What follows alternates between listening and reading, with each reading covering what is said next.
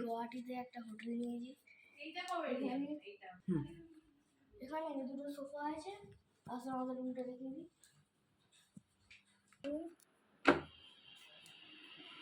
দেখুন এখানে একটা বড় সাইজের একটা বেড আছে, এখানে দুটো চেয়ার আছে, আর এখানে তিনটা আলনা আছে, আলমারি।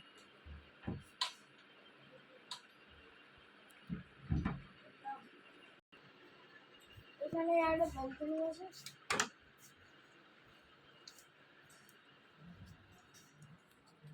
আর এই যে আমাদের ব্যালকনি, খুব সুন্দর ব্যালকনিটা।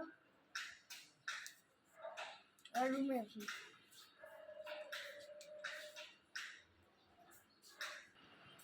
এখানে এসি আছে, আর দুটো চেয়ার, তারপরে